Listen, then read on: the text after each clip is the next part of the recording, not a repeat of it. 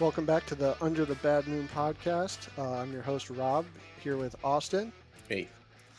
Today we're going to be talking about the FAQs that just dropped yesterday. So it's not going to be a full comprehensive overview of all the FAQs. We're just going to kind of go through some of them that we're familiar with and just kind of, I don't know, pick out some of the stuff that I thought was kind of relevant, and we'll go from there. And honestly, this is going to be a little biased to the factions that I play because I spent more time looking at that, or some of the factions that I even play against, or am just generally interested in. So, Yeah, cool. yeah. So, have you had a chance to look over anything yet, Austin? I know you're kind of new to the hobby. Yeah, I mean, not really. I took a peek at some of the interesting looking factions, but obviously, I'm really focused. I'm going to be focused on the Cruel Boys stuff. So there's, we don't have the big picture for them yet, but I'm familiar with the factions that you play and the stuff we've talked through. And I've also looked at the core rules one, which is half a dozen pages or so, I think. Yeah, Um, and some big thing of notes. I think today at 1 o'clock or noon or something is the Games Workshop Age of Sigmar like into the future reveal thing that yeah, they're going to be doing. So I'm assuming yeah. that's going to. I think it's today and tomorrow actually. So it's probably going to be the Sigmar stuff, the Cruel Boys, and who knows? Maybe we'll see kind of a timeline for some faction updates.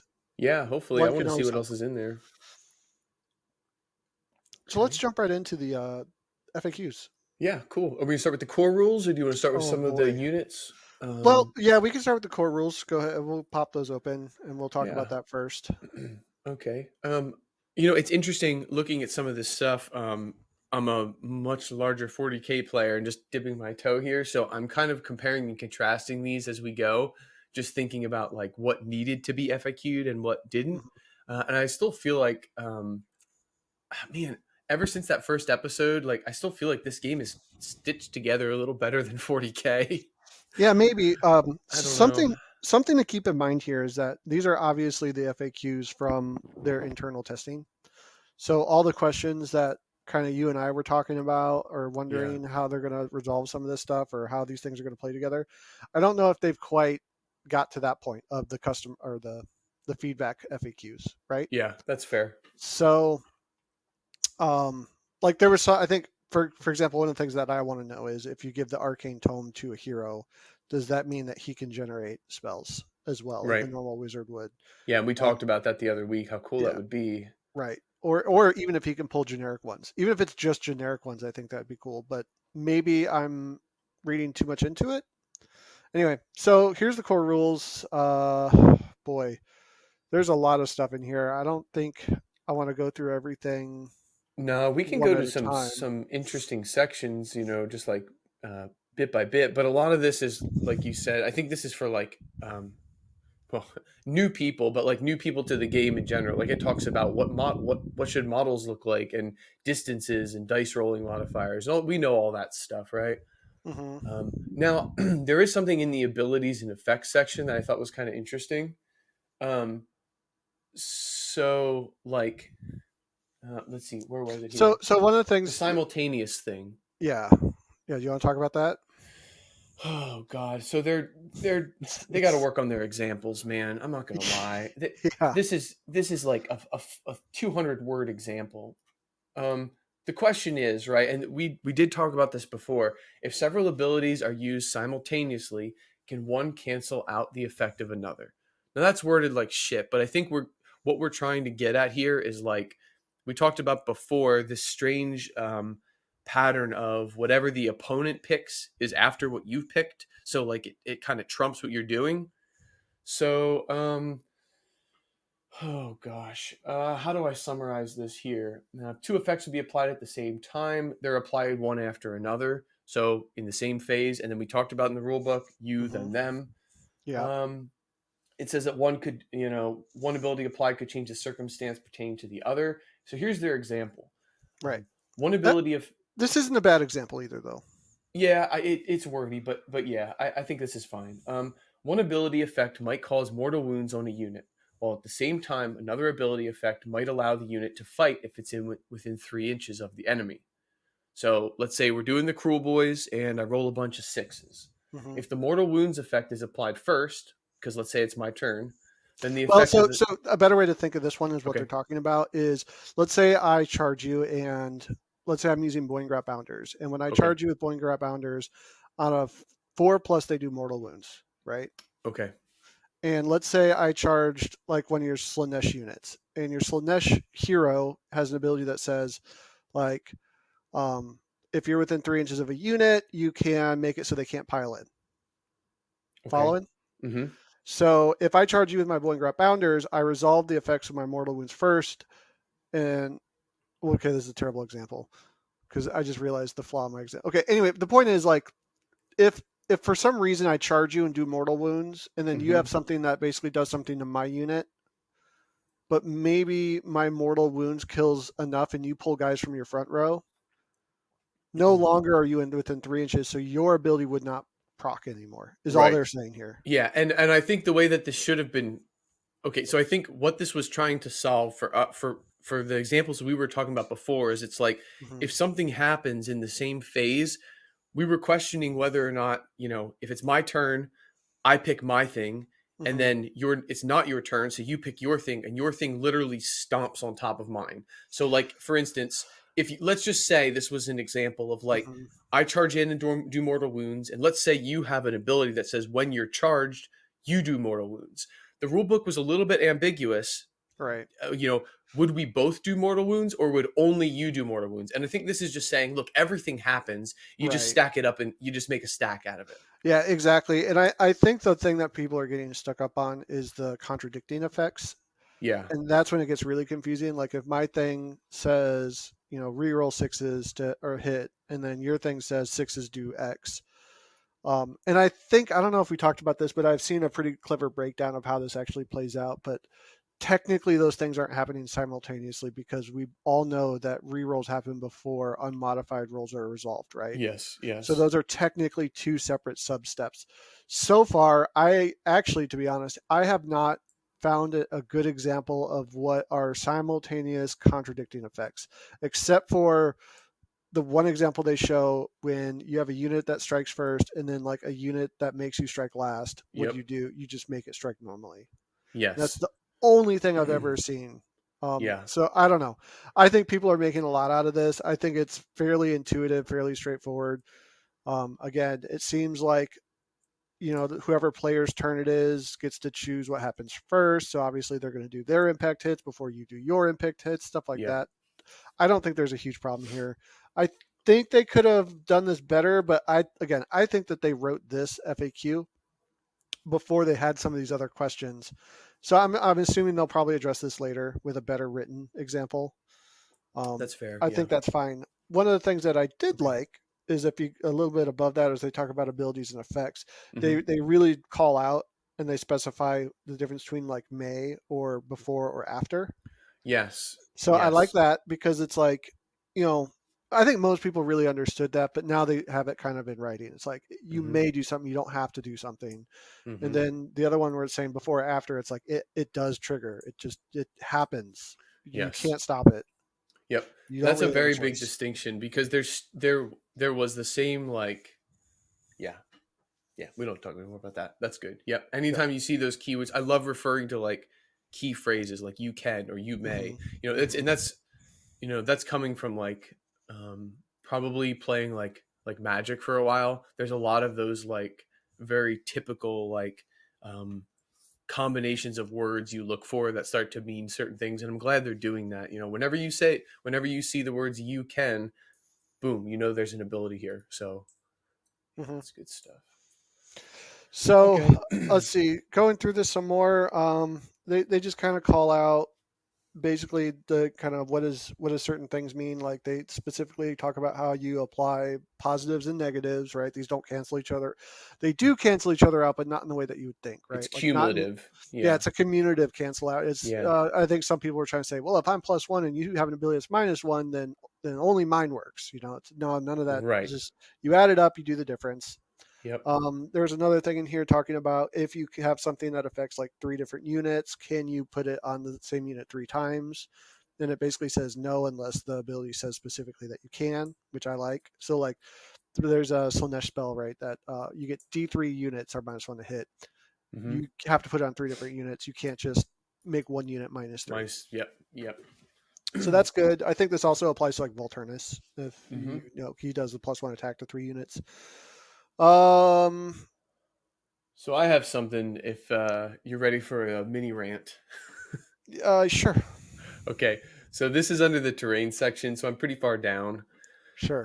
This is a question I wish they would have answered in 40K years ago, and I'm both glad that they answered it, and I'm also wondering like why they answered it in AoS because none of this terrain exists to my Well, knowledge. in fairness, in AoS, this was a very core part of the game back in the Okay. day because, like, if you had something that was on a flight base, for example, you Okay. couldn't, in theory, hit it because you didn't measure bases. Bases didn't matter. It was model to model, Okay. right? So if you had like a Dwarven ship that's on like a 8-inch tall flight stand, your Okay. goblin could never attack it because your goblin's Oh only got yeah. 1-inch reach. Yeah. So, Okay. so the way they got around that was, well, you have to have more hills and buildings and stuff in your game, and your Interesting. goblin has to go and climb up the building and Okay. stab at the ship that could just easily fly away from it. But that was kind of their stupid. Nobody played that way. I don't think Yeah. anybody ever played that way. They played bases, but climbing Okay. over terrain features or climbing up hills to get a height advantage was always a thing in Age of Sigmar, and it was always just considered that you would kind of mark that this unit was 3 inches up this hill so far. So that's why they probably cover it. Okay. And I do want to read this out real quick just so there's context for what I'm talking about. So it's under section 9.3 terrain. Can a terrain feature be climbed over multiple turns? Can a Mhm. model run or charge up a terrain feature? Okay, so the answer is yes. A model may need to spend several turns climbing an especially high terrain feature. And then it says in parentheses, you will need to remember how far it has climbed each turn and measure distance and visibility to or from that model as if it were in that location. Right. Now, my immediate thought is let's say I have some homemade terrain and it's a bunch of rocks, right? And Mhm. it's like these little plateau step things. And let's say, the distance between each, let's say the rock is 8 inches tall. Okay. And let's say there's a level I can stand on at the top, whatever. If my model moves 6 inches, I can technically stop 6 inches up that rock, be 2 inches away from the top, and then next turn finish the movement or not. So this is like, so I can stop halfway. I can climb the wall and hang on, basically, Yeah, is what you they're are saying. physically climbing the wall. Yeah. So I love that. Okay. And I love that they clarified that. And we really need that in 40K because all the time we talk about what if my demon prince can only get 7 inches up the wall, but the top level is 8 inches? Like there's never been a ruling one way or the other. And it's played every single game that I've ever played. And I'm glad they addressed it in AoS one way or the other. Now, maybe it's the wrong answer. Maybe it's the right answer, but at least Yep. they addressed it. Well, and here's the other part too, because the very next question is about can you charge up or down terrain, and the answer Correct. is totally yes. So like, if someone's standing on that ledge, you could just charge up it, and then like you don't have to move your models or worry about wobbly. You just they are here. Yep. I love it. So, yep. I'm so glad this is clarified. God, I love that. That is really cool because I love terrain and I want to build my own terrain and I want to make crazy rock formations and I want to use a castle wall. But like the fact that no model moves more than 5 inches most of the Hmm. time in this Hmm. in this game like pisses me off. I'm like, well, I can't ever get anywhere. Anyway, cool. Yep, it is cool. I'm waiting for that game where someone deploys their unit like on an L shape terrain Yep. piece, and they're all like, all of these guys are climbing this wall, so like everybody's completely out of sight. Yep. But I know there's nobody does that. Nobody does yep. that, thankfully. But yeah. And that's Um, probably that's probably yeah. but that is something to think about because like there's been a lot of times I've been playing games and like using terrain as like blockers. If someone really cares, going up one of these pieces of terrain might only be like 3 inches up, an inch over, and 3 inches down. So maybe that's Yeah. actually only 7 inches away, and they could just say, you know what, I'm going to charge you through this terrain piece, and like I'd be like, oh shoot, yeah. Yeah. Oh, But you're rolled a seven. Yeah. that is something to think about. It's really cool. The last thing I kind of want to touch on here, Yeah. and I know there's a lot of stuff here. They talk about garrisons, they talk about pylons. I feel like all this stuff is pretty straightforward. Um, the Mm-hmm. one thing that I do want to talk about, though, uh, So there's technically two things I want to talk about real All right. quick. So Yep. the one that has the good impact is the using command abilities from earlier battle tomes, and it really clears up exactly how those works. They work exactly as I would expect them to. I think a lot of Okay. people made a lot of to do about nothing here. Um, but like if, for example, someone uses a command ability in, I think for specifically they talk about what's his name, um, Manfred, his ability, right? Like Uh-huh. he uses it in the hero phase, so he can't issue any more orders in that hero phase, and that's it. Like people were Okay. thinking, oh, if Manfred uses it, then all the units affected by him are constantly being issued commands. Like no, doesn't none of that stuff works that way. It's just for that phase. So we're basically in a transition period, right? Just because a lot of the old battle tomes are going to become obsolete. So we're like, that's why Yeah, we have the new battalions and stuff, right? So this is just like transition stuff. yeah. So something to think about though, right? Is that depends on the wording. So Uh-huh. for example, Manfred specifically says that like he uses it on himself. So he couldn't issue any more commands that turn, and no one can issue Manfred a command. Now there is a section where it talks about it. It says some commands are received by all units within a certain range of the model for that command. Can such orders be received by a unit that has received a command that phase? The answer Mm, is no. So I don't really I know of see. any. There might be something that's like all units get plus or reroll ones to hit within 12 inches, right? Now, Uh-huh. normally those commands are actually issued to the model that's doing it. Usually, there might be some scenarios where that's not the case, in which case those units can't be issued other orders or can't issue. Yeah, those units can't be issued other orders. Does that make sense? The ones I that I see. think the most of is like not that you would ever do this, but like in the bravery phase, like some stormcast model can all units within 12 ignore bravery, right? So technically all those units are receiving the bravery command. Mm. So you couldn't Oh, use yeah. the other bravery command on that unit. Like I said, you would never do that. But I'm just trying to think of an example that I makes see. sense. Okay. Um, What are the abilities called? Remember from like the core battalions, like was one of them called Swift or something? Like what are yeah, those yeah. things called again? Those are Uh, command those are not a command abilities. Those are something else. well, they're things that allow you to use command abilities, but without acting if the order was issued.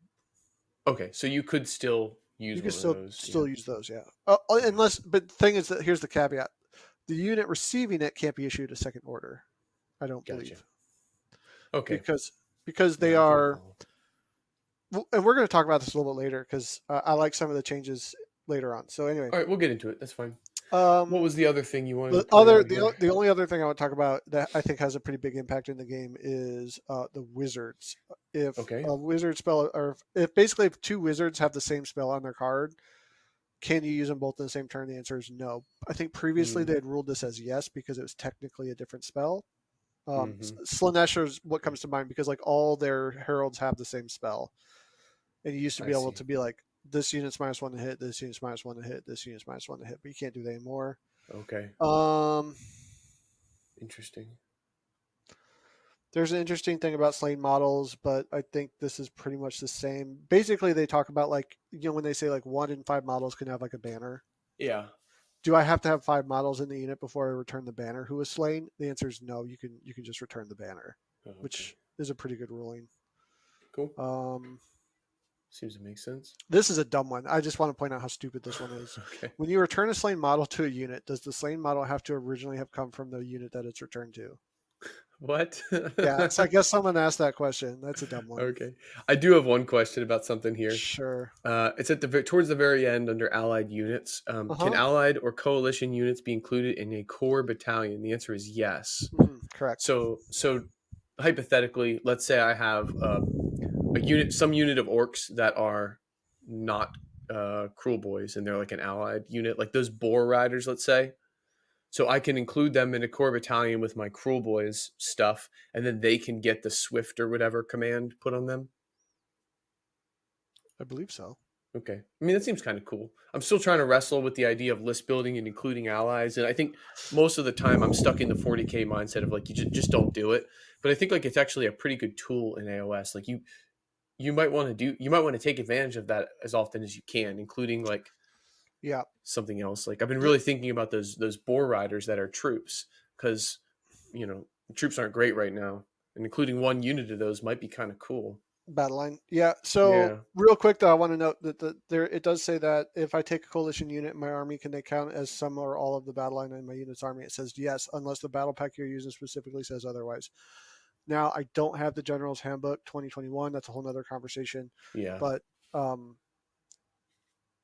I think that specifically says that coalition forces cannot be used as battle line. Oh, I see. Okay, okay. So I there may I be a I stipulation there. think Okay. so. Um, Again, if that's not in there, that's great. But I know right now a lot of people are complaining because, like Chaos, for example, have Slaves to Darkness, and they pretty much use a lot of the Slaves to Darkness as their battle line instead I of their see. own battle line. And then the same thing goes with Cities of Sigmar. And as of right now, I think that's out. Um, Okay. Yeah, I yeah, mean, it looks like it. I just. yeah. I think this is good. You ready to move on to the Cool. next one? Yeah, cool. Let's go through some army specific stuff, huh? Okay, so real quick, Be'lakor. I just want to talk Yeah, I about was just Be'lakor gonna. because I'm sad. I'm super sad about this, but Okay, here we go. the Legion of the First Prince, that instead of just being able to select demon units, they specifically select demon units from these books, and they no longer like basically you can't bring the Skaven Corruptor Lord. I think that sucks. Okay. So it's now you're really you're relegated to the Khorne demons, the Tzeentch demons, the Nurgle demons, and the Slanesh demons, and Yep. you can't take any of the Skaven demons. And again, I think that sucks because they made this whole deal about how the horned rat ascended to the fourth seat of the pantheon in the Oh, original Age of interesting. Sigmar during the Age of Chaos, and it sucks that the Skaven demons aren't on the same, I guess, level Yeah. as the other four demons with Be'lakor. And the only reason I can think is that they just didn't want you taking the horned rat demons with the Be'lakor, which is sad. Anyway, Okay. that's it. Fair enough. I got That's nothing all. on that. That's all So, they really changed here, which is sad. So what a cool it is what model, it though. is. By the way. Man, if you God. can find it. Yeah. So what's up with that, man? That sucks. That really sucks because I would love to see that on the table. Man, I don't Such a know. cool I model. don't think they realized how popular it was going to be. And Yeah. plus, it's since it's 40K and Age of Sigmar, it's double dipping. Yeah. He got 40K rules. That's true. And I think on top of that, I think a lot of people are buying that up to convert for regular Demon Princes. Yep. It's dude. Okay. So So it's huge. I saw a it's picture of it it's the other it's day not though. It's not that huge. with his Like wings. his wings are massive, but like Yeah. his actual body isn't that much larger than a normal Demon Prince. Yeah. It's just That's that he's true. on this base that makes him stand like 5 inches up higher than normal. So I don't know. He's awesome. All right. So next, I don't know. What do we want to look at? I want to look at Cities of Sigmar personally. I mean, I don't. Okay. I don't think there's a ton to go into with Beast of Chaos. I'm not sure. I'm not a Beast of Chaos player. It doesn't seem like there's anything massive that changed here. Okay. And like I said, there's probably a lot of stuff in Blades of Corn revolving around their priests and stuff. But again, I'm not really a Blades of Corn player, so I'm not too Yeah. sure what to comment on here. So I do want to jump into the Cities of Sigmar. All right. So there's a lot of stuff up front about their wizards. Before they would get empowered spells from their lores, I think now they just get a +1 to cast um, Okay. the summon spells. So that's cool. And I think empowered spells are gone anyway, so it doesn't matter. Um, all of their little cities and different sub factions and stuff, they all got some updates just to kind of how to deal with them and rule them. And seems like when there was stuff that was kind of outdated, they just updated it to be the more up to date stuff. Um, Looks like they updated the Black Dragon. They gave it a different profile, degradation profile, which I think is good. And then I think I think the best change here is what they did with the handgunners and the Sisters of the Watch. So before they used to Okay. have an ability where uh, if they were charged, they could shoot basically. Oh, I remember this rule. Right, they could shoot, but basically they didn't get their bonus for standing still, which whatever. Now they get this ability called if an enemy unit finishes a charge within 3 inches of this unit, they can receive the Unleash Hell command without the command being issued and without the command points being spent. Yeah. Okay. So Okay, free Overwatch they get a free Overwatch, correct? But now they're going to be at the -1 to hit, which at a they -1, weren't right? before. Mm-hmm. Sisters of the Watch got the same thing. But what's cool about this is now if you have a unit of like free guild handgunners, right, and then like maybe another unit of free guild handgunners, or even better, like Iron Drakes, you can still issue the Iron Drakes Unleash Hell because it doesn't count as being issued. Right. So now you can do your stand and shoot Mm, with multiple units.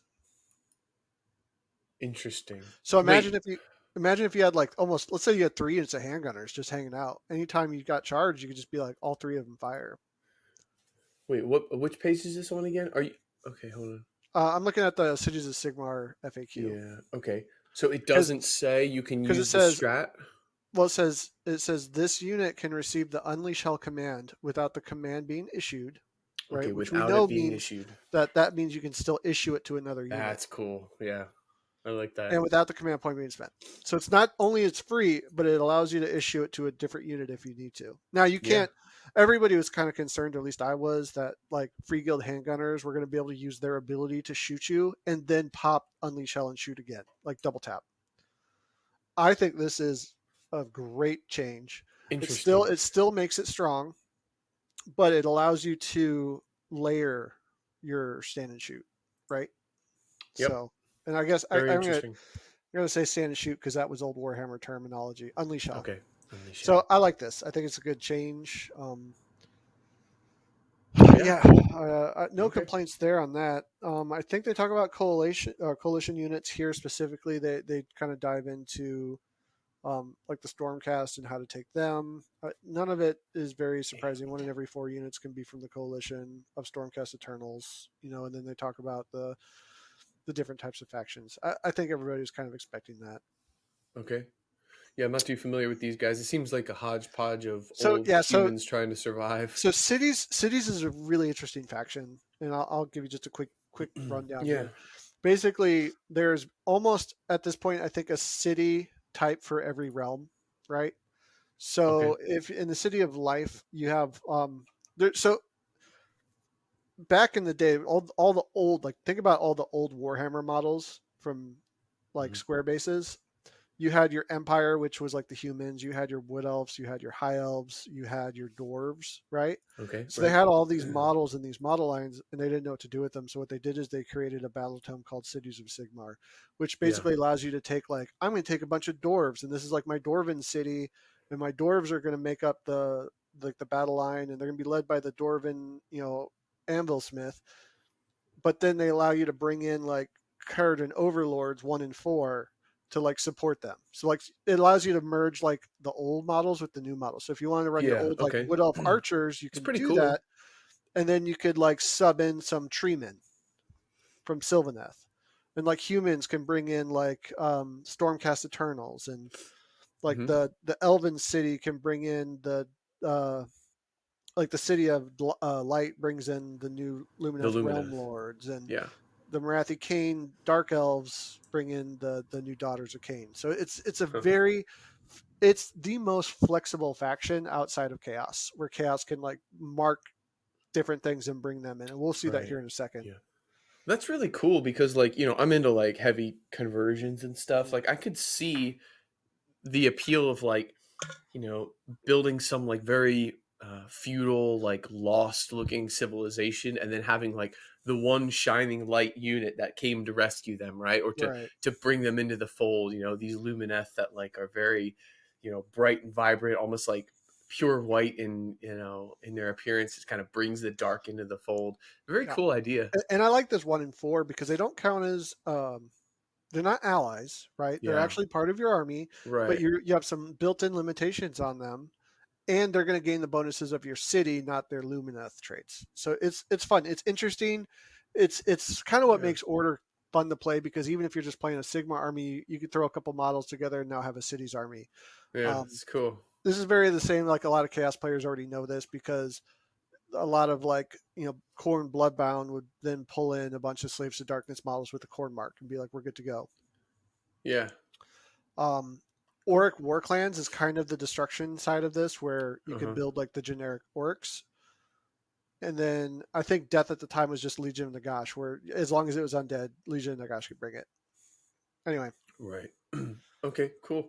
um, and side note, I think this is why that you're probably never going to see Grand Order of like Alliance exist anymore, or Because they just take Grand this. Alliance of Order, because yeah, you could just do a Cities Yeah. of Sigma army and kind of do what you wanted anyway, and still have your faction bonuses.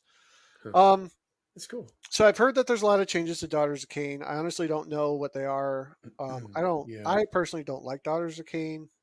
Daughters of I think Cain. they're Okay. silly. Is this Um, the Snake Woman tribe? yeah, I mean they're Right. super good. Don't get me wrong. I don't dislike them because I think they're bad. I dislike them because I think they're crazy strong. Okay. I think some of the things that hurt them is I think they lost their. They used to have a prayer that allowed them to re-roll their feel no pain. Or I'm sorry, Okay. it's Oh my ward save God. now. So they used to be Jesus. able. They had like a way to get like a 5-up ward save because they Yeah. all have a 6-up ward save, and then there was a thing to increase the ward save by 1 to like a unit, and then you could make that unit re-roll it. So you had re-rolling 5-up ward saves, and the whole point is that the Daughters of Cain are supposed to be these crazy fanatics who don't wear armor. So they have like Gotcha. 6-up saves with a 6-up ignore. Yep. Now all of a sudden you have They're these really 5-up tanky. re-rollables and they're super tanky, and you're just like, what the heck? Oops. Anyway, so that seems like it's gone now. In fact, we're going to see this across the board. All the re-roll stuff is almost completely gone. Like the Oh only thing wow. left are like the re-roll ones here and there, but Okay. like basic re-rolls are gone. There's Huh.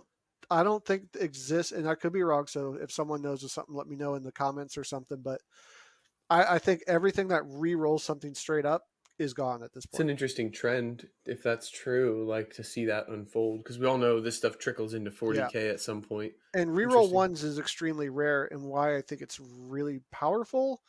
But if it's in a command ability, you got to start asking yourself, well, what's better, rerolling ones, adding +1 to hit, or like it's a tough call. Yeah.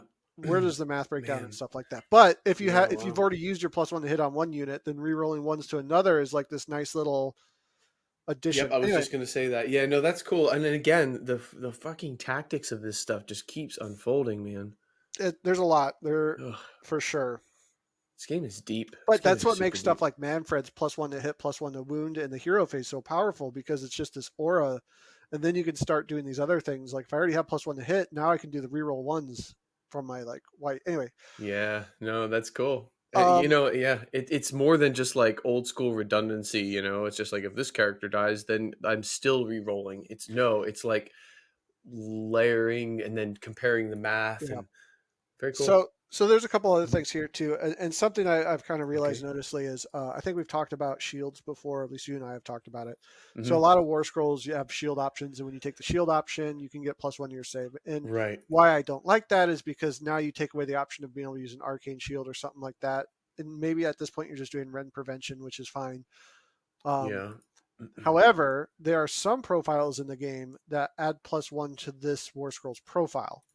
So that's an important difference that you got to keep your eye on for, because if it's Okay. adding 1 to the profile, then you're no longer getting +1 to your save roll, right? It's a So then you distinction. can okay, Then yeah, you so could then then you can arcane shield. apply it. Yep, okay. We So did talk about that with the Cruel Boys, the difference between the mounted guy and the foot leader. right, and I Yep, think the okay. foot leader, and Was the guy with the shield. let me pull up Uh, his real quick. I just want to see. yeah. So he is the kill boss, kill boss, kill boss. So um, I know for a fact the mounted guy has a 3-up save. yeah, it specifically says that he has a 3+ instead of a 4+. So that's an example So of affecting the profile. that affects the profile. And then you can still arcane Yeah, and or shield him. I think there's a couple out there. And Yes. again, you'd have to go and look at your war score, but look very carefully because it does make a difference from what I'm seeing. Yeah. Anyway, moving Okay, on. cool. Cool. Let's see. Disciples of Zinch. Ah, man. Honestly, the only thing that really happened with these guys that I know of is that all of their like units that don't have heroes count. They kind of made them this thing what they call um, elite units. They call it elite, and then what it does is it basically just allows the unit to issue commands to themselves. Okay.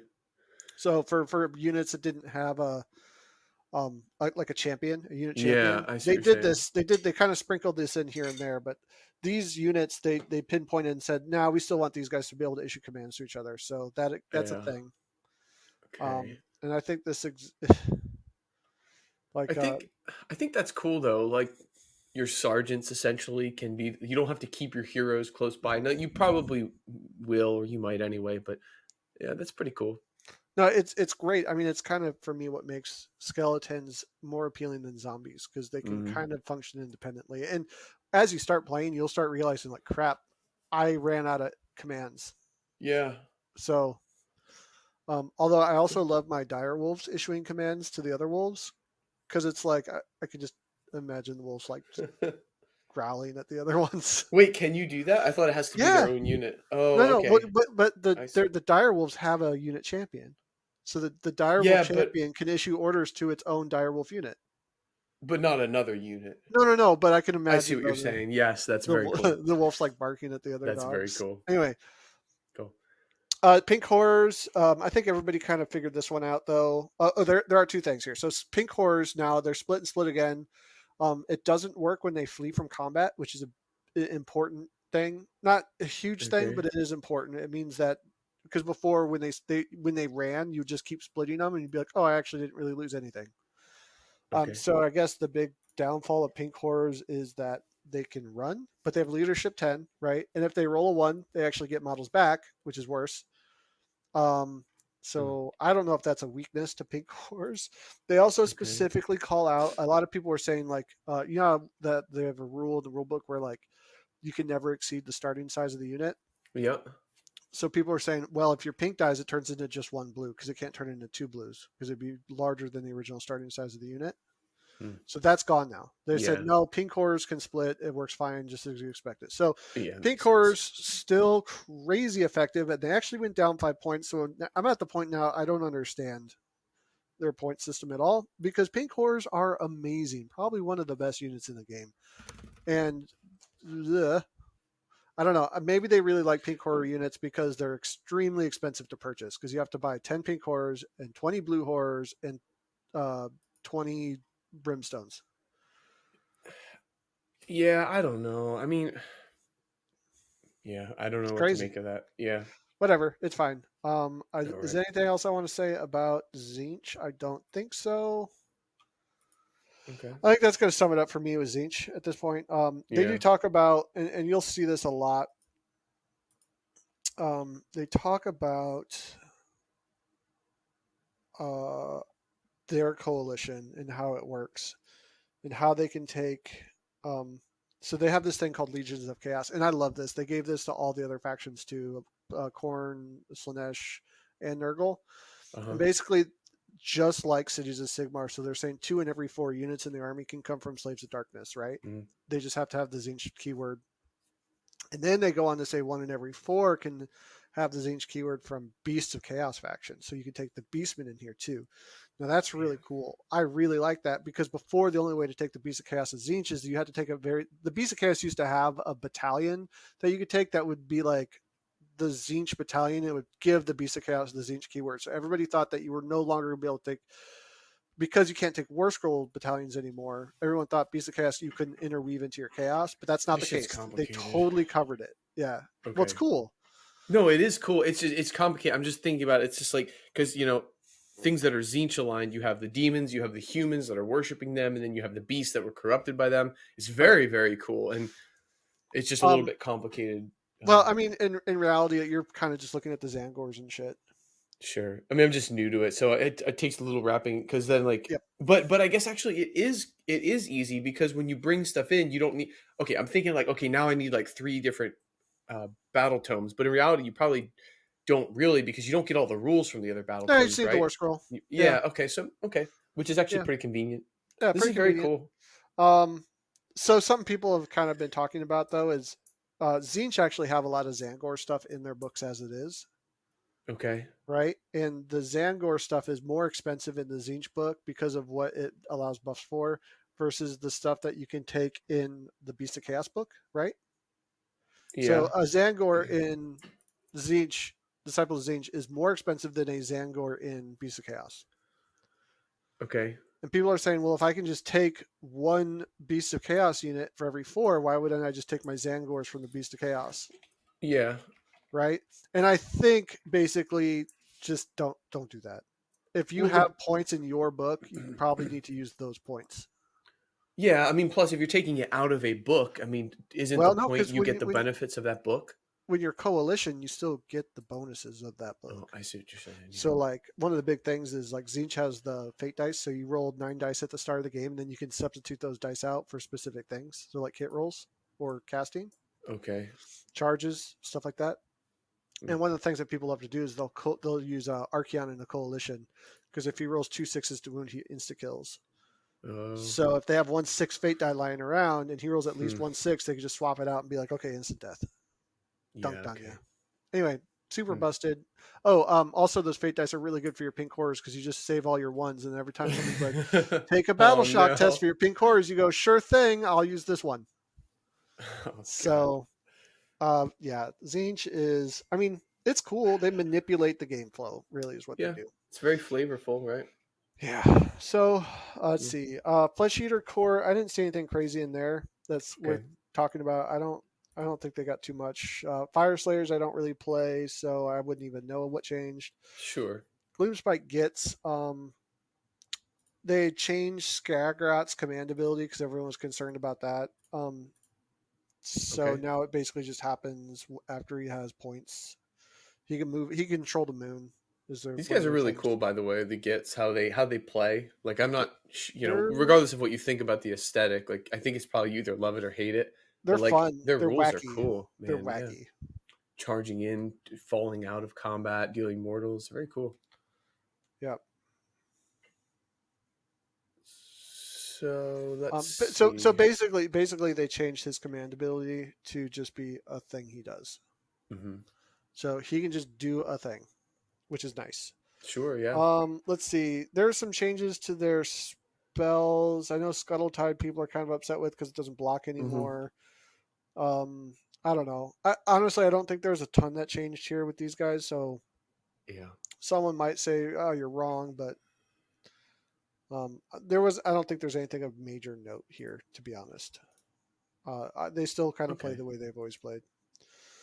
Hedonites. Oh boy, let me tell you about Hedonites. Dude, this is probably like my second favorite faction. These Right. guys are so cool. Well, you know what? It's like everything that they've done so far, they're getting the Grey Knight treatment. So anybody familiar with Grey Knights know that Matt Ward once wrote this book called Grey Knights, and this is in 40K, and they were so powerful, and they could just do everything, and they dominated the meta, and everybody played Grey Knights, and ever since that day, Grey Knights have been just stomped into the ground. They're not playable. You can't use them.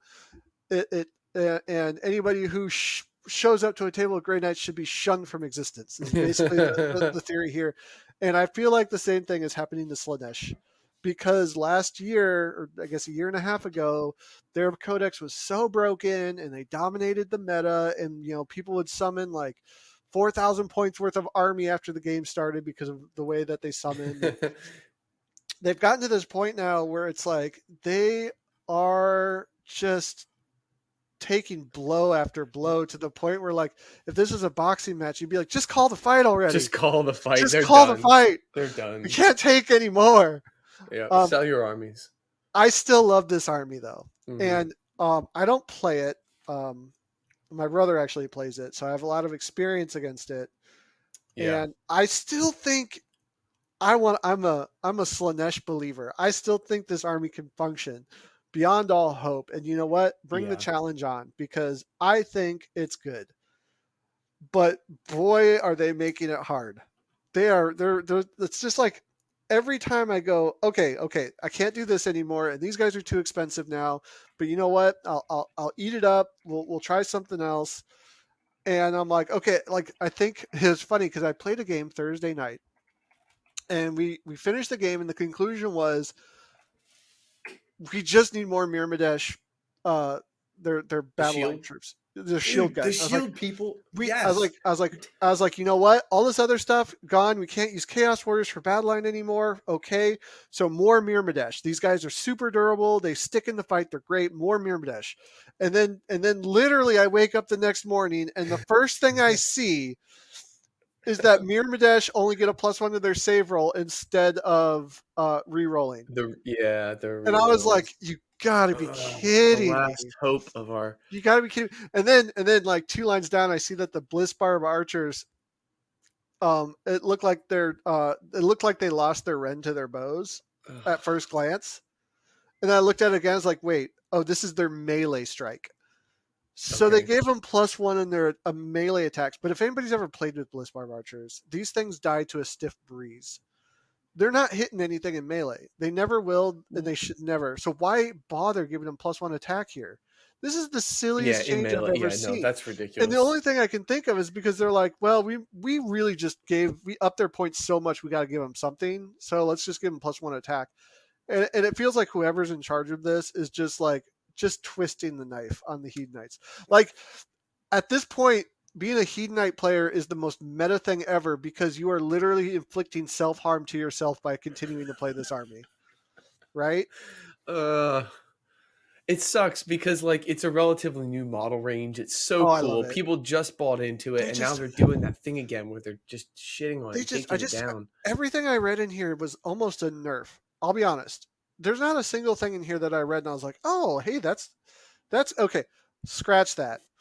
The Well, the dreadful visage, their war scroll spell is actually really good now.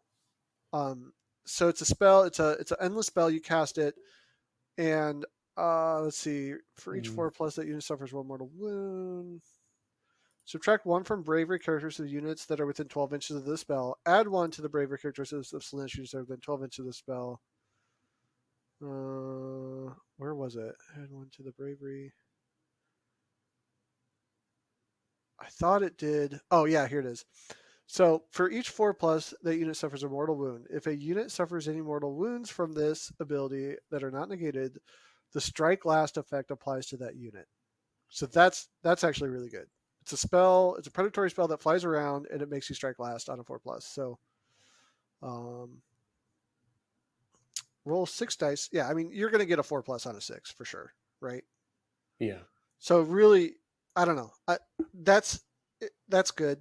If there's any good thing that happened, um, the other good thing is I've started looking at other other things that might work with this faction, and I'm looking at those Slangors that I absolutely hated at first, but Uh, now with everything else I'm looking at, I'm going, well, they do roll a 4+ for every model in a unit and do a mortal wound, so maybe that's good. I just don't know. I don't know. well, Oh, they how? can take they can take they can take they can take Beast of Chaos again, so that's good maybe.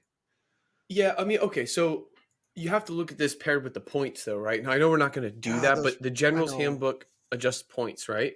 Yes. So, is it Points are possible? expensive though. Yeah, but is it possible that the rate at which they went up is much less than the rate at which other things went up, like No, the these shield guys. guys? No, the Heat Knight. Oh, the Shield guys. Yeah, they went up. They didn't go up as much as Okay, everyone so I else. mean, maybe that's like, Yeah, no, I know, but they're kind of overcosted as it is. Is the thing. Like nobody's points went yeah, up more than Slanesh. I think they got on average the most point increase than any other faction in the game. yeah, that sucks. And in fact, they got more of a points increase than like Zinch, which is considered one of the best factions in the game right now. Yeah. Or like even like these guys are so bottom of the barrel that why they would get a point increase is beyond me. The only thing I can think of is that they had these point changes already kind of printed up Yeah. before any kind of like results were coming out for the new Hedonites, and I don't think they realized how bad they are. And I'm still on these guys will eventually get fixed someday. So hold on to your armies, don't sell them; they'll eventually get better. No, you're fine. Ready? Yep. All right, so INET Deepkin. Again, not a lot changed here either. I think the biggest thing of note is uh, the midnight cloud or cloud of midnight. I think it is basically the thing Okay. that makes it so once per game, at the start of a phase, you can use it and you can't be targeted. Basically, right? Uh huh. So you can't. So if you're in combat, you can't be targeted. So it's really strong, but you also can't do anything back. A lot of people would use this in the shooting phase and say you can't be like you can't target me. Yeah. So obviously I'm taking damage. So what people would do is they put this on their general, they throw them forward against a shooting army turn 1, pop it in the shooting phase. You can't target me. And because of their Idnet Deepkin rule where you have to target the closest model, basically what that meant was the whole army couldn't shoot you that turn. Period. Yeah. Because you can only target the closest model and that model can't be targeted. And it is Yeah. actually FAQ that's how that worked. So you just couldn't do it. So that's gone now, and I don't have a problem with that. I think that's a good change. Okay. Um, Yeah. I didn't think there's anything else of serious note in there. Again, someone might disagree, but Keratin Overlord. So there's another faction Oof. that I'm not too familiar with because I don't play it and I Yeah. don't really know anybody that plays it. I think they're a really good faction.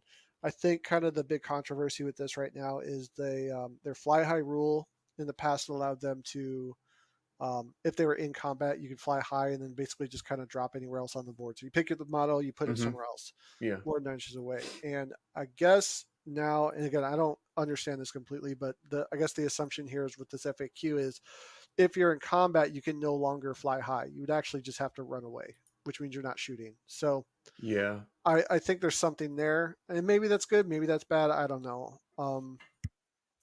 Lumineth Realm Lords, again, it's not a faction I'm super familiar with. The big thing I know that changed in here was their Twin Souls Endless Spell.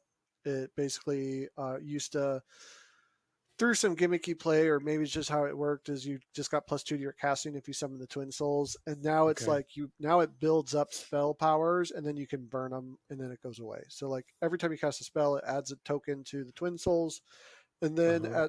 at some point in your casting phase, you can say that you're going to use the Twin Souls. You can spend those points to add to your casting. Okay. It's a pretty major nerf from what I hear. Fair enough. Maggot Kin of Nurgle. I'll be honest, I didn't read anything about Yeah. Maggot Kin of Nurgle. I'm not too I interested don't in know where them. they sit right now. I actually have a bunch of Nurgle demons, but I've for one reason or another, as someone who loves Nurgle, I've never gotten into the Maggot Kin. And Yeah. it might just be because I have a ton of other armies. Night Haunt, I didn't see too much that changed with Night Haunt overall. They had a pretty Mm-hmm. slim. I mean, they got a bunch of endless spells, and maybe there's something in there. I didn't even know what their endless spells did before because no one used them ever. Yeah. So I don't think too much changed here.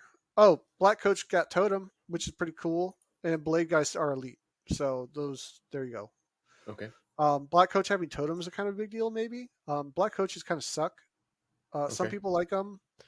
It's a great centerpiece model. I mean, it's Oh, it's gorgeous. so good looking. It's so good looking. Yep. And having Totem might be cool because, as we know, 18 inches is pretty cool to have your command abilities. Ogre Maw tribes. There's a lot that in here about their priests and stuff.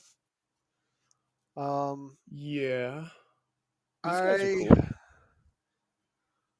I cool. a lot of it has to do with their big stuff. And honestly, I don't. I play regular ogres. I don't play Mhm. the beast. So Yeah. I read through this. I was like, none of this really applies to my stuff. Although I might have to start reconsidering my um my ogres here Are these the because guys that take the giant, like all woolly the mammoth yeah things? all the big beasts Yeah. and stuff. But they Yeah. have Very cool. priests in here, and we know priests are getting pretty good. And monsters are important. And my current ogres Yeah. have like no monsters, so I don't know. I might just if I want to continue to play with them, I might have to look into kind of what their monsters do. Yeah. That's fair. Auric War Clans. You know what? I didn't really see. There's a lot of stuff in this FAQ, but I didn't really see anything that made me go, "Oh, that's different." Um, again, Yeah. I'm not sure what the delta there's is on a lot of this stuff. yeah. I honestly don't know. I mean, the stuff in here seemed pretty straightforward. For example, like the Rip Tooth Fist here for the Auric Mega Uh Boss. huh. If an unmodified roll for an attack made with a melee weapon that targets the model with a Rip Tooth Fist, wait, if the unmodified save roll is a 6, the attacking unit suffers one mortal wound. If the unmodified save roll for an attack made with a melee weapon that targets a model with a Rip Tooth Fist is a 6. Wait, So wait. if you make a 6 when you save, you hurt them back.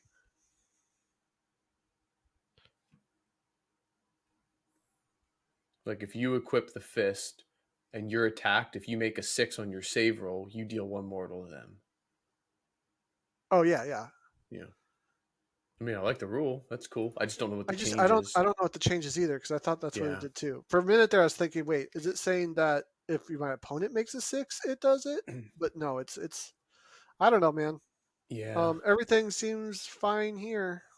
Well, we can just go to the ones that. It must be some wording thing. Yeah. Okay, I so let's mean, see what's next. Osiric Bone Reapers. So there was like this Warhammer community, I think, comment that's like, "Don't worry, we spent a bunch of time, and we're gonna there's so many changes coming for the Bone Reapers." So everyone was really hyped to see kind of what was going to happen here. yeah. And there's a lot of words and stuff, but it doesn't There's seem an like errata. anything. Doesn't Yeah. seem I like mean, it's anything a lot. happened. So, from what I Okay. understand, they basically work the exact same as they used to. Some people are mad about that stuff. Some people are excited. I don't know. Okay. Um, Hmm. Seraphin. Again, this is another faction that I'm not super comfortable with. I'm trying to Yeah. I think don't of know. what did change here. The only thing I remember ever hearing about these guys is like they're good at casting, and then they have these like broken salamander units or something that The just like salamanders are really good. you take one of or something, but it sounded like a loophole because you probably shouldn't be able to take them in units of one. Or I'm not really sure. I just kind of heard it in passing, and I know nothing about this game besides from what we just talked about so far. So the meta and all that, I don't know. I mean, we can just go through the armies that are relevant, like to what we Yeah. talk about, if you want. No, Like, that's fine.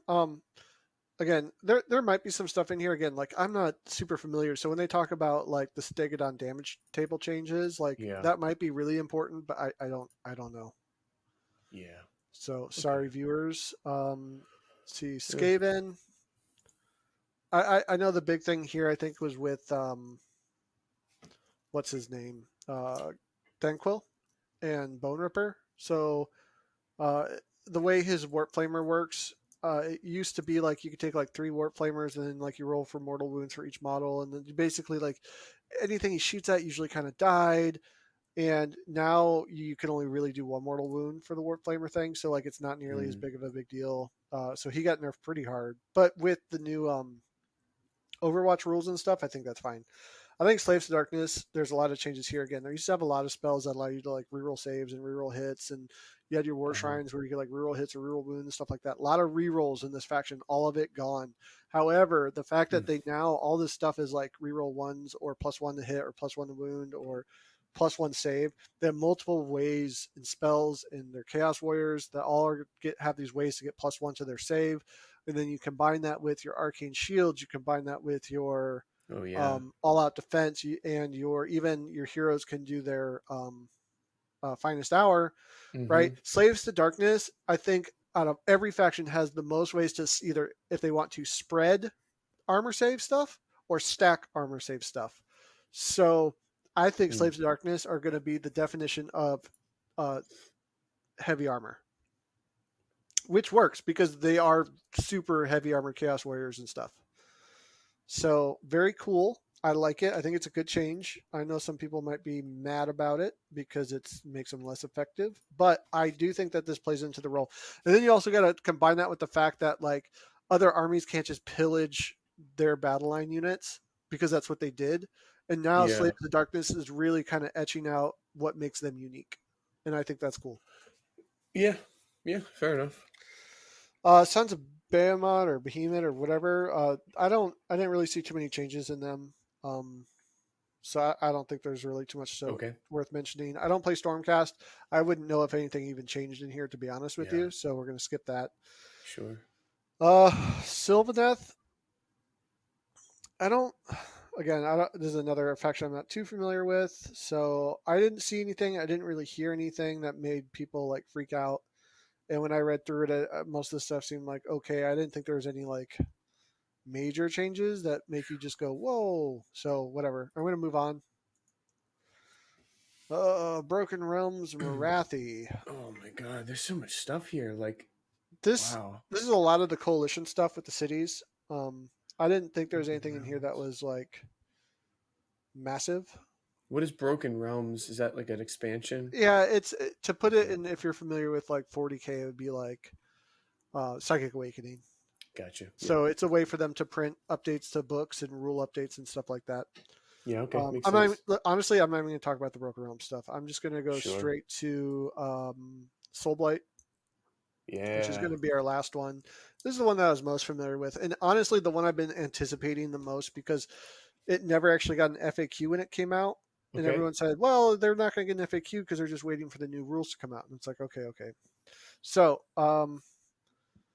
boy, where to start? So they clarify that zombies can in fact go above their starting size because they're creating. This is intentional, right? It very specifically says that you're not returning a slain model; you're actually adding to the unit. And I was kind of arguing that before, and I kind of lost the debate when it says that the rule book specifically states that you could never exceed. I'm like, okay, okay, okay. Uh huh. However, it's kind of good to see that now you can. Now, I still think zombies aren't great. I don't like them. I don't mind like 20 of them or maybe even one unit of 40, but I don't really depend on these guys to do anything. I'm actually on the skeleton love bandwagon right now. And Okay. we could probably do a Because of the whole episode of champion. why I love skeletons. Yeah. Well, it's more than that. I think Yeah. they're just Okay. good. We I think maybe we they're should just, talk about your Soulblight army at some point. oh It'd be boy. cool. I've gone through a lot of iterations already. Yeah. I Um, find it interesting observing that journey. So maybe we do that next time or something. let's see. Um, what else was here? So most of the stuff was pretty straightforward. It seemed like they were just kind of like giving some clarifications to this stuff. Um, I'm kind of just eyeing through it here real quick. One of the things that all the spell lords they cleared up how wizards Uh take huh. that stuff, so that's nothing really there. Nagash can no longer cast as many arcane shields as he want or mystic shields. He can only do arcane bolt, which is interesting. He used to be Okay. able to do arcane bolt and mystic shields. Now it's And just that's one. because he can cast stuff even if it's already been cast. Right. Yeah. He used to have a Yeah. rule that allowed him to cast arcane bolt or mystic shield as much as possible. And that makes sense. God. They didn't want him stacking mystic shields. I get it. Yeah. Screw that. Um Hmm. so they did change Belladama's pack alpha Okay. command ability to say that not only can the unit pile in an extra 3 inches, but is considered to fight in combat if it's within 6 inches of an enemy instead of three. So basically, she now gives the direwolves the good pile in. Okay. So there's two different types of this, right? You have the good one, which is the one that allows you to be in combat within six and pile in six, and then Uh there's the huh. one that just allows you to pile in 6 inches but not be considered in combat. Yeah. And the reason that's good is because you have to stay outside of 3 inches, so you can move your stuff up and then like pile into combat without having to make a charge. Now, I would counter this with saying that it's bad because direwolves get +1 to hit and wound when they charge. So there's really never a situation where you want these guys to pile in unless it's Oh yeah. you You want to absolutely get the need to. charge. Right. The charge is Yeah. just too You good want with to get these the guys. charge. Okay. They fixed Kritz's rule, so now he it used to say that if the basically like if that model died, you'd roll a 4 up in a model the same with the basically like a copy of this model would then show up on the board. So people are saying, well, if he dies every Hmm. turn, am I rolling like 5 dice every start of every turn to bring him back? Like, what's going on there? Yeah. So there's actually something that I thought was kind of interesting, and maybe I'm wrong here, right? So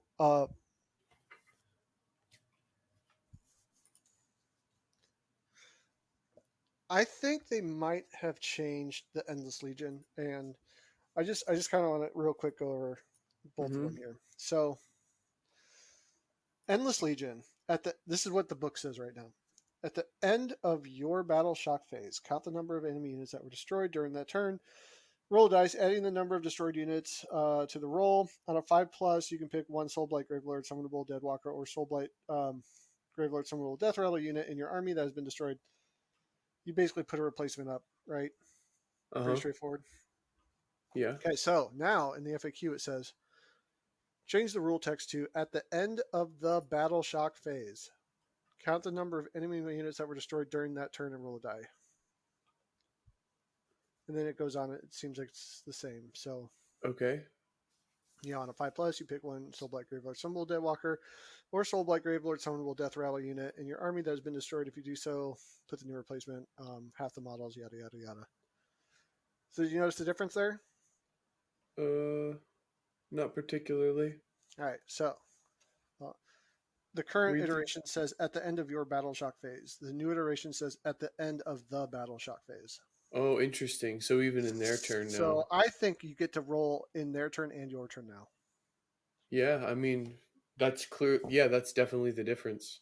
I did not catch that the first time. So and Hmm. I, I I was pretty sure that was the case. Um, Yeah. but I wanted to get the reason that I wanted to do that here and do like a reading was I wasn't sure if there was something that happened before that where it's like where it talks about like it being your turn Uh-huh. and then this is the part that they're replacing is this, but I think it very specifically is saying that. So that's a huge change to Soul Blight and something that I haven't seen anybody Huh. mention yet, but I think is Yeah. a big deal. Yeah, you're right. Putting it in that context, I mean, you're talking about twice as often. I Twice as mean, often opportunities. And I think, do you remember when I was telling you that if I kill people in my opponent's phase, it sucks because I yep. never get the pluses for that. I Yep. have to specifically kill them in my phase, which is just terrible. And Yeah, it yeah. always happens that I seem to always kill units in my opponent's phase and never because like I'll charge in my phase, I don't do a ton of damage, so I might kill like half the unit, and then in their turn I'll finish them off, and then I don't get my plus to bring my units back, and I'm like, this is a stupid rule and I hate it. Oh, yeah. Yeah. But now it's super good, in my Yeah, opinion. this was I think it's definitely great. intended. Yeah, very cool. Okay, again, I haven't seen anybody talk Mm. about that, but I think that's a big change. So that, the pack alpha, we talked about Kritza doing the Yep. endless, bringing back multiple Kritzas. That's gone, thankfully. They fixed the White King and White King on Skeletal Steed. I was hoping that it was going to be an ability that lasts till your next hero phase. Um, but sadly, it is just they changed it to combat phase. So Yeah. whatever. Okay. Let's see. And then the thing that I'm most excited about is that they replaced the Radikar's court to individual profiles. I don't know if you're looking at this. I am. So, in the General's Handbook, it was interesting because they had Radikar the Wolf as its own individual profile, but they still had like the court as like you have to take it as one thing. You have to buy the whole court. Okay. You have to take. This is for anybody who doesn't know. This is like that standalone game they came out with called Crimson Court, Yeah. and all the models in that are basically like this. That's what this is. Um, but what's interesting is now you can buy them individually. So you could take a Uh-huh. Vargskier. You could actually, for 115 points, you could take a Vargskier and add it to your army. You couldn't do that before. Interesting. Yeah. You could take the watch captain. I never would. The watch captain sucks. But like, um, there's like the zombie special character. He might be worth it because Mhm. he automatically brings. If a unit of zombies die, he can just do it for free. He just brings half Yeah. of them back. You don't have to roll for it. And then most important is I've been saying, I feel like they really missed an opportunity here because these Virkos Bloodborne, the little vampire dudes. So for 125 points, you get three of them. They're Yeah. not super great, but they have a 6-up armor save and a 5-up ignore damage. They're basically little Okay. vampires who move 10 inches, so they're super fast. Yep. They have 3 attacks. They hit on threes. They wound on threes at -1 for D3 damage. Yeah, that's nice. So they can, in essence, I think they could hit like a truck. And since you can upgrade them, you could actually run 6 of these guys for 250 points. That's kind of cool. I think these guys might be good. Now the downside is they can't issue commands to themselves. Wait, a unit a number, yeah, because they don't have like a leader. Sure. Yep. But they have 3 wounds, 3 wounds with a 6-up, which I mean, sucks. that's But they have a 5-up, so 6-up, yeah. 5-up. Okay. They're incredibly fast, and they do hit pretty hard. Are they The unique? Can you only take one of these units No, or it doesn't. something? No, they're fine. You can take as Okay. many as you want. Yeah. Um, they are vampires, which is important. Yeah.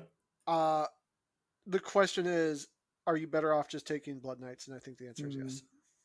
Yeah, that's always the case with these units they put in these box games. Like even in 40K, even if you can get around not being able to take them in your army, they're always just like slightly too inefficient.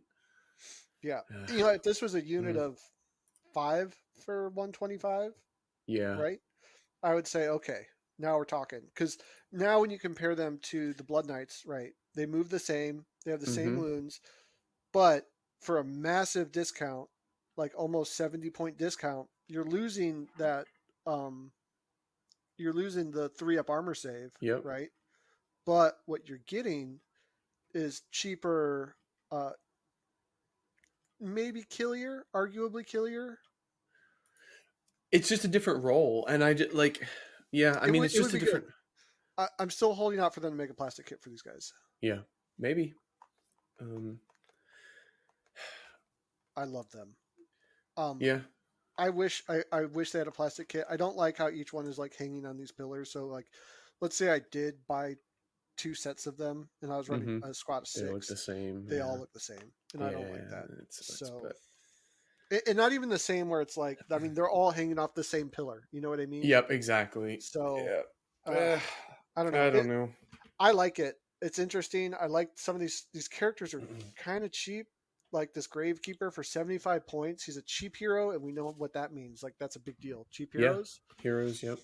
Mm-hmm. I would think this Gravekeeper is probably going to be the best bargain for a character. 75-point character. He's money all day long. Um, Yeah. the Night Guard, the ogre bodyguard guys. Those guys are kind of cool. Cool. Yeah. So undead ogre dudes. I don't know. It's neat. Still, am I ever going to take any of this stuff? I don't know. Maybe. Yeah. Um, Hmm. those night guards are good with Radikar the Wolf. I wish they worked with Radikar the Beast though. That would make him even cooler. The humanish version or the non-transformed Yeah, because I version. think they Yeah. get like +1 attack if they're Yep. around Radikar He the does Wolf. buffing. Yeah. And so like to pay the points for these guys and then not have Radikar the Wolf there, giving them that bonus, it just feels like a waste of points. And I don't know if Radikar the Wolf's worth Yeah. taking yet. I mean, maybe he is. He's okay. 150. He's 10 points more than a regular Vampire Lord. Let's see. Let's just quickly look at him. I know we're probably spending more time on this than anything, but this is the last one we have. That's all right. Yeah. So he has the same profile as a regular Vampire Lord. He's got one less save. So He's only got a 4+ instead of the 3+. Um, unmodified wound is a mortal wound. In addition, um, and then his Night Guard can take wounds for him. Okay, yeah. If I was going to run Redikar the Wolf, I'd probably run him with 4 ogres. That's Yeah, pretty cool, actually. I would. I would totally Yeah, I do that. like that.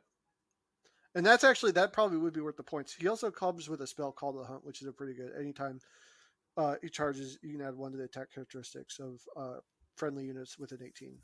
Yeah. Add 1 to the attack characteristics by friendly soul black.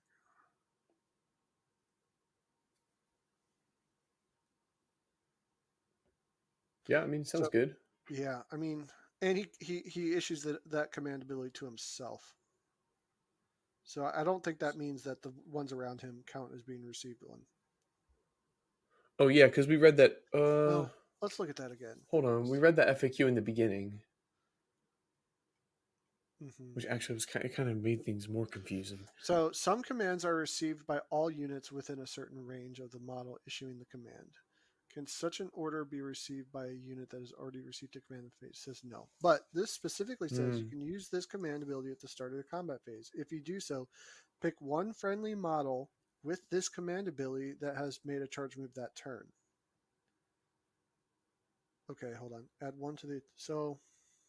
Himself?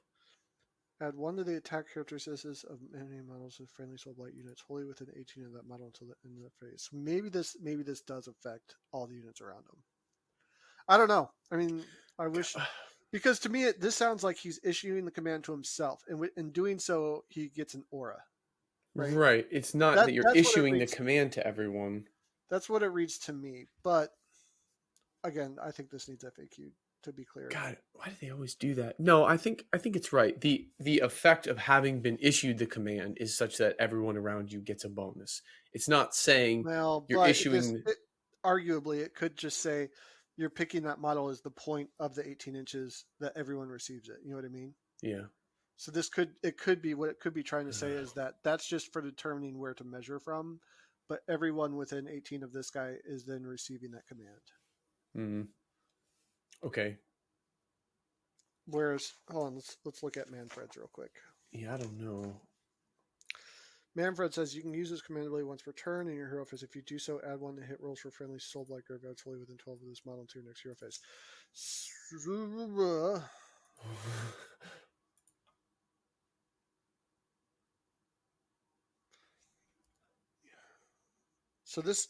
Here's okay. So let me ask you this.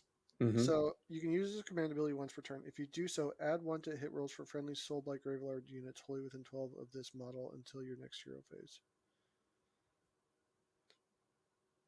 So I read that and I immediately say, okay, this guy now has an aura that travels around with him that gives Yes. +1